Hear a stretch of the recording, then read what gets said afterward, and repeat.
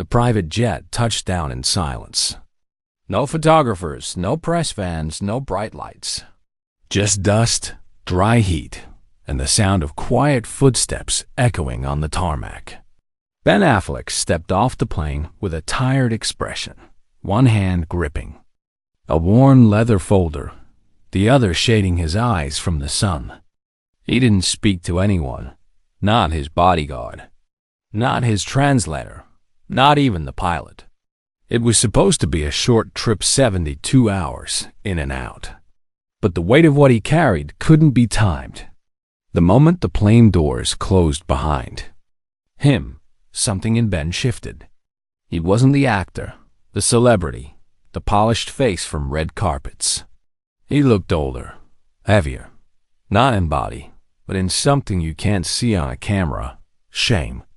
The car waiting for him was plain. No bulletproof glass, no government plates. Just a dusty Land Cruiser with one local driver who kept his eyes forward.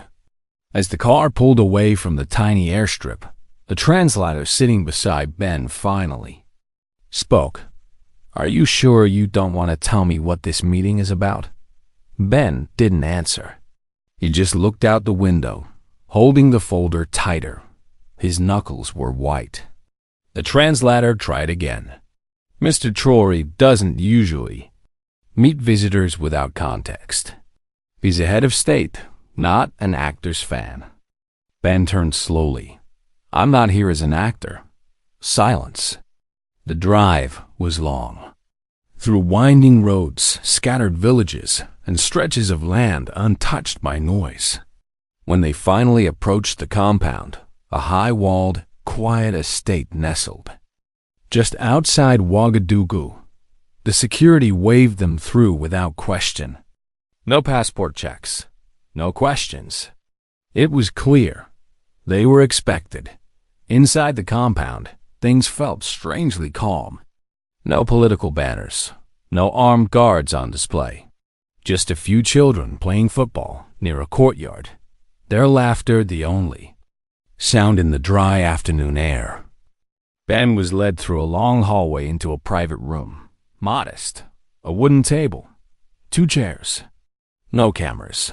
No aides. And then Ibrahim Traoré entered. He wore no suit. No medals. Just a simple cotton shirt and calm eyes that had seen more war than most soldiers. He walked in, looked at Ben, and nodded. Ben stood slowly.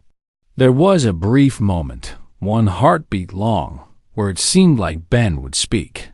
But he didn't. He sat back down. Traoré sat too. And then, silence. 1 minute. 2 minutes. 3. Not even the translator dared to speak. The tension in the room wasn't angry. It wasn't cold. It was something else. Something heavier. Like grief that hadn't found words yet. Ben looked down at his hands, then at the folder. He didn't open it, just tapped it gently, like he was debating something. Traoré leaned forward a little. "You came a long way, Mr. Affleck, but I don't believe you came here to be silent."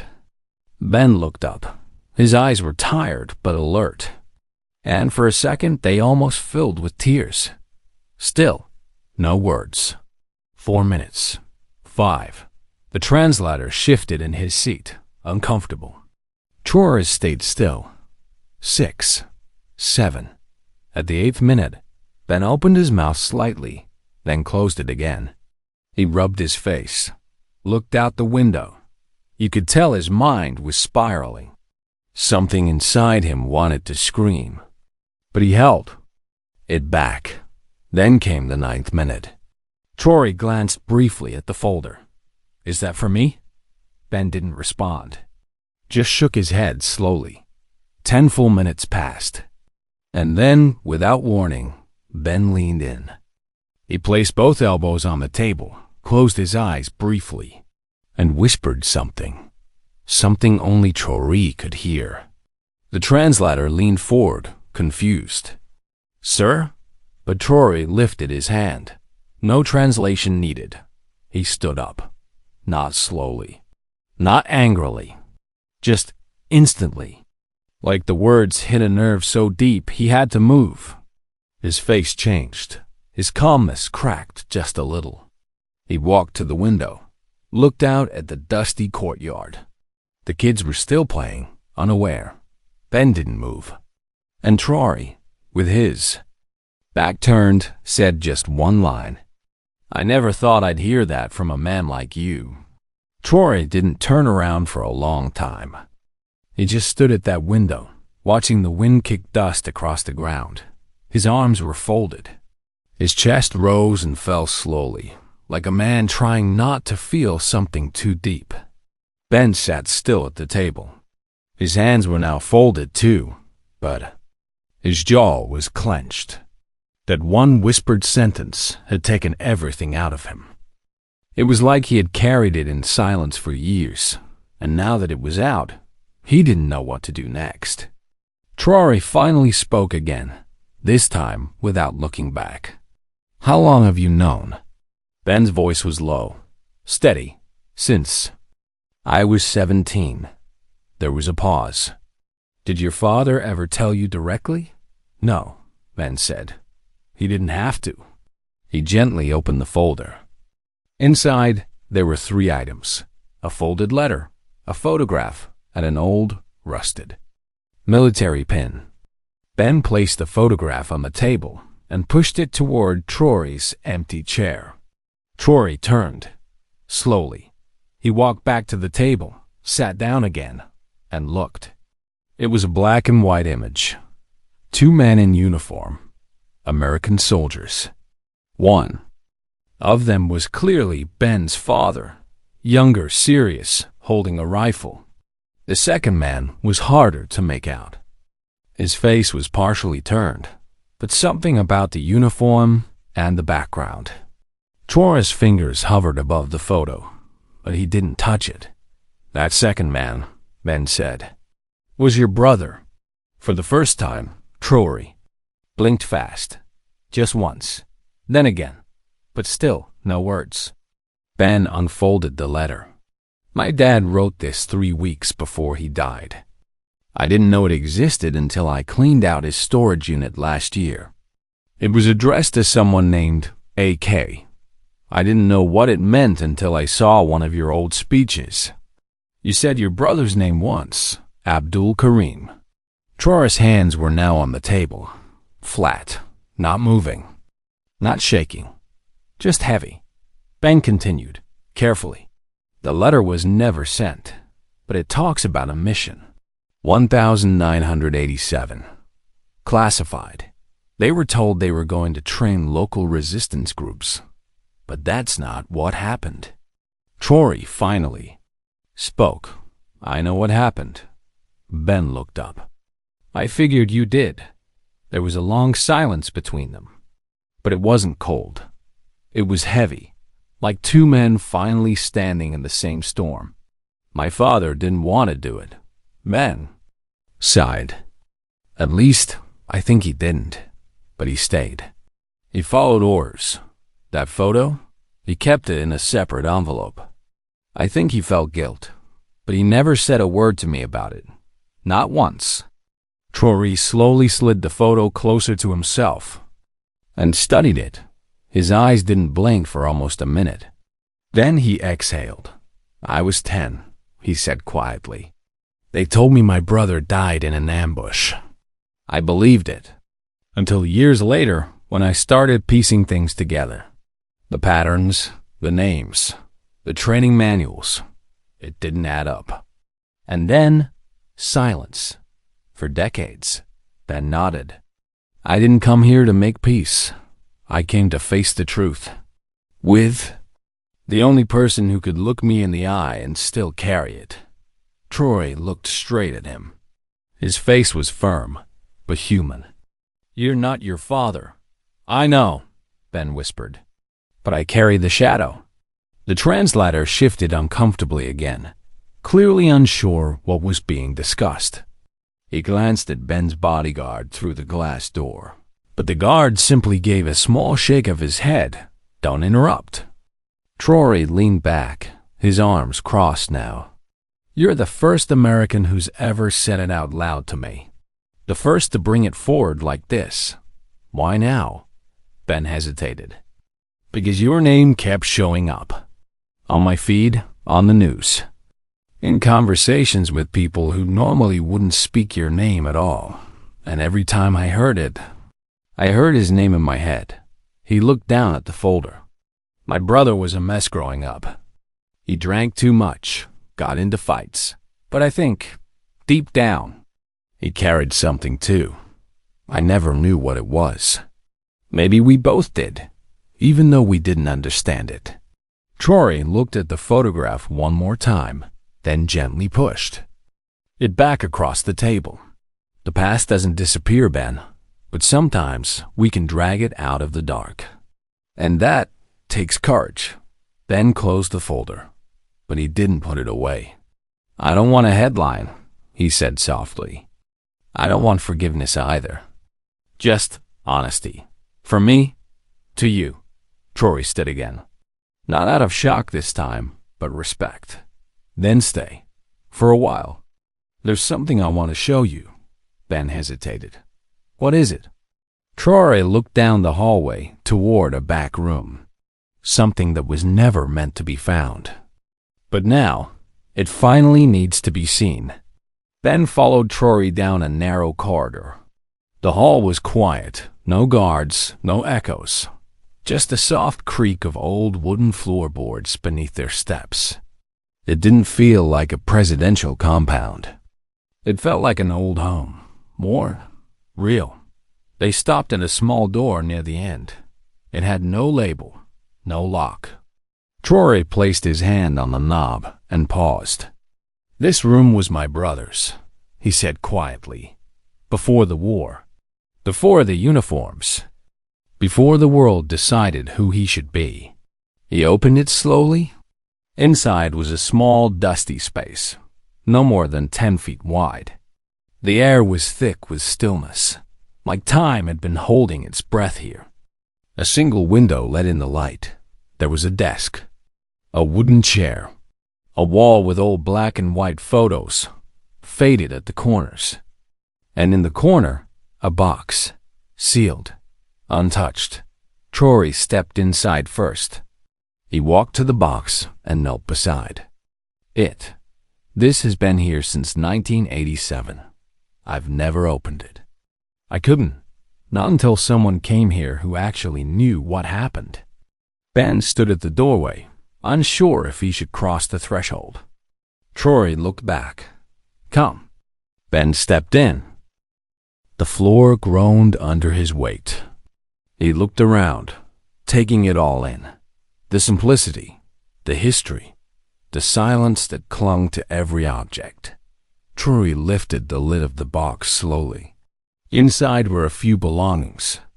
A cloth, a rusted dog tag, a notebook, leather-bound, worn by time. Traoré picked it up and held it for a second. Then offered it to Ben. He took it gently. Opened the first page. The handwriting was shaky but sharp. A mix of French and English. It was a journal. The last entries were personal, written in fear, but also in clarity. One line stood out. We were never soldiers. We were promises in uniform. And someone broke us. Ben read it twice. I don't know how this never got destroyed, Traoré said. But I think he wanted someone to find it. Someone who could understand both sides of it. Ben nodded slowly. This changes everything. Traoré sat in the old wooden chair. He looked tired, but not weak. There's something you don't know. Something I never told anyone. That night in '87, your father didn't pull the trigger. He tried to stop it. Ben froze. How do you know? My brother wrote it down. In a separate note. It wasn't in the box. It was sent through someone we trusted. Hidden. We kept it secret all these years, because if the world knew an American soldier tried to stop an operation like that, it would have caused chaos, especially back then. Ben blinked, stunned. He tried to stop it. Traoré nodded. But he was overruled. The others, they did what they were told. He stayed behind after. For days, helped bury bodies. Helped carry wounded boys to safety. He disobeyed protocol and saved lives. Ben's voice cracked. Why didn't he ever say anything? Because silence was part of the contract, Traoré said. And maybe he thought no one would believe him. Ben sat on the edge of the bed, the journal in his lap. He looked around the room again. The photos, the dust, the memories frozen in place. He wasn't a hero, Ben said. No, Traoré agreed. But he wasn't a villain either. They sat in silence for a moment, both men holding fragments of stories they were only now beginning to understand. Then Traoré stood. There's one more thing you need to see. But it's not here. It's in my father's Bible. I found it after he passed. It wasn't written by him, but by your father. He must have snuck it in during those last days. Ben looked up slowly. He left something for your father? Traoré nodded. A note. A truth. I haven't shown it to anyone, but now maybe it's time. Ben stood too, still holding the journal. As they left the room, the sun outside had started to dip, casting long shadows across the hallway. But inside both men, something felt brighter. Like the darkness had shifted, even if just slightly.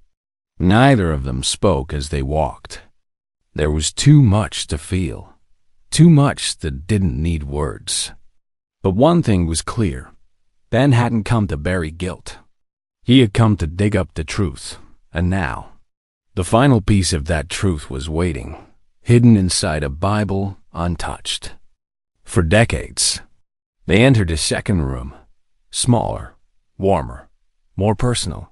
This wasn't a meeting space or an office. This was a memory chamber. You could feel it in the air, a father's presence still echoing between the walls. The window was cracked open slightly, letting in the sounds of birds outside. A faded armchair sat by a wooden table. On that table rested an old, weathered Bible. Traoré walked over and picked it up. He didn't open it immediately. He just held it in both hands like it weighed more than it should. My father read this every day, he said. During war, during hunger, even when he thought he'd lost both his sons. Ben stood quietly near the doorway, still holding the journal from the other room. Traoré finally opened the Bible. Its pages were worn soft, edges brown from years of fingers flipping them. Between the pages, near Psalms, a folded sheet of paper lay hidden, fragile and yellowed, like it had been waiting for decades. He opened it carefully and placed it on the table. Ben stepped forward. It wasn't long. Just a few lines, written in plain, firm handwriting, the kind of script that came from military drills and silent regrets. Traoré didn't speak. He just let Ben read. To the man who taught his son's honor, I failed your eldest. Not by choice, but by silence. Your boy stood for truth when none of us did. And I saw in his eyes the courage I lacked that day. If God still listens to broken men, let him carry this truth to you before I'm gone. At the bottom, just initials. J.A. Ben stared at it, unmoving. That's my father's handwriting, he whispered. Traoré nodded slowly. I knew it was meant for my father, but I wasn't ready to read it until now. Not fully. Ben placed the journal next to the note. The two pieces, a soldier's confession and a brother's last words, side by side after decades apart. I spent most of my life pretending. My family's past was clean, Ben said softly. Like we were only what people saw on camera, but that's not real. This is real. Traoré looked out the window, his voice almost a whisper. We all inherit stories we didn't choose, but we decide what we do with them. Ben sat down across from him. The room fell into silence again. Not the kind filled with tension, but the kind that brings peace. A deep, sacred stillness. Like something heavy had finally been set down between them. Traoré reached into a drawer beside the table and pulled out a small wooden box. Inside was a medal, simple bronze, aged with time. This belonged to my brother, he said. It was given after his training. It's not worth much, but it meant everything to him. He placed it gently on the table. Ben looked up. I can't take that. You're not taking it, Traoré replied. You carrying it. For the ones who couldn't. For the ones whose names were lost in files and whispers. Let it remind you. Ben slowly picked up the medal. His hand shook a little. I'll keep it safe. The sun outside was beginning to set now. The golden light stretched through the room, casting long, quiet shadows across the walls. Traoré stood. I think that's all. Ben rose too. Neither man offered a handshake. Instead, they looked each other in the eyes, not as strangers from different worlds, but as men who had crossed a bridge few ever dare to walk. Ben took one last look at the letter, the journal, the medal, and then stepped out of the room. At the gate, his bodyguard asked, Everything all right, sir? Ben didn't answer immediately. He looked up at the sky, his eyes damp but steady. No, he finally said, but maybe it will be. That night, Ben flew out of Burkina Faso under complete silence. No press release, no social media post, no headlines. 3 weeks later, his foundation quietly purchased land in West Africa. No logos, no red carpet, just a plaque, one line. For the promises made in silence and the truths finally spoken. If this story moved something in you, if it reminded you that even the most broken legacies can carry hidden truth, then don't just watch and walk away. Like, share, and subscribe. Not for us, but for every untold story waiting in silence. Let's bring more of them into the light. Together, what would you say? If the person your family hurt finally stood before you, drop your thoughts in the comments. Your voice might be the one someone's been waiting to hear. Sometimes, the deepest forgiveness doesn't come from the one you hurt. It comes from finally telling the truth, to the silence that kept it buried.